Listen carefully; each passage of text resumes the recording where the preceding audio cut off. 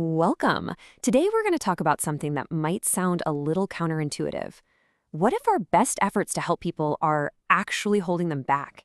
We're going to unpack the core values behind a community development model called CHE, which stands for Community Health Evangelism. It's an approach that's all about creating real, lasting change from the inside out. But yeah, let's just start with that really tough question. Can outside help, even with the best intentions in the world, actually be harmful?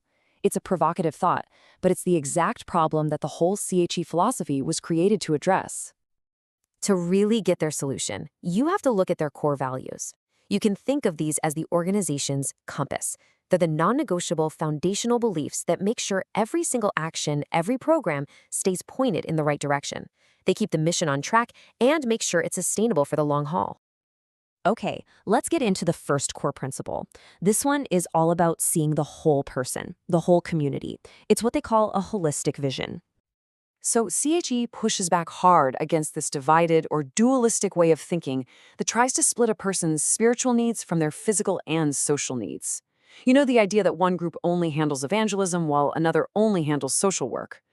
The CHE model says, no way, you simply can't separate them. They're all woven together.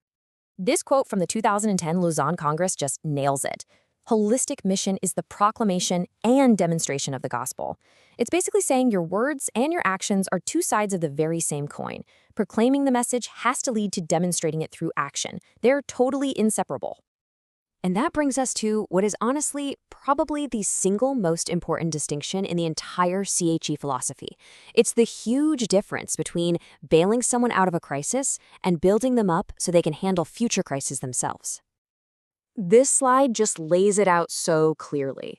Over on the left, you've got relief. Think of this like a Band-Aid for an emergency. It's short-term, it uses outside resources, and it's absolutely vital after something like a natural disaster. But if that's all you ever do, it can accidentally create dependency. Now, on the right, you have development, and this is where CHE lives. This is all about the long game, building up local skills, using local resources, and creating self-reliance and ownership. And this example just makes it crystal clear. A lot of groups think they're doing development when they show up and drill a well for a village. But according to CHE, that's still just relief. True development isn't about giving them the well. It's about teaching them, empowering them, so they can build and, crucially, maintain that well all by themselves. So, if development is the goal, how do you actually get there? Well, the answer hinges on this one incredibly powerful idea: ownership. So let me paint you a picture. An aid worker comes into a village, uses foreign money, and installs a shiny new well pump.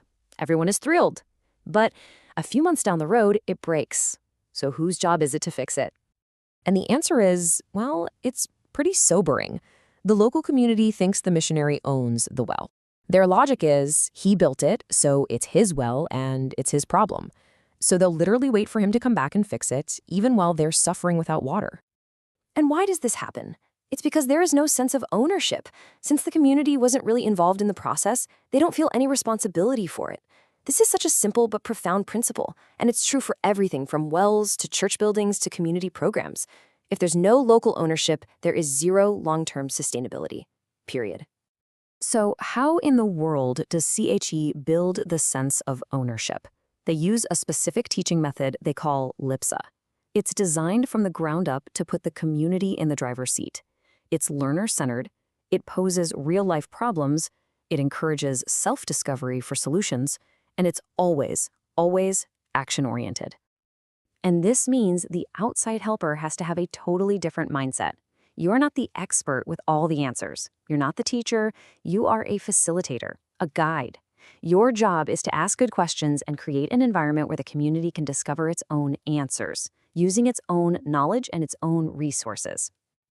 All right, let's zoom out for this final section and look at the big picture.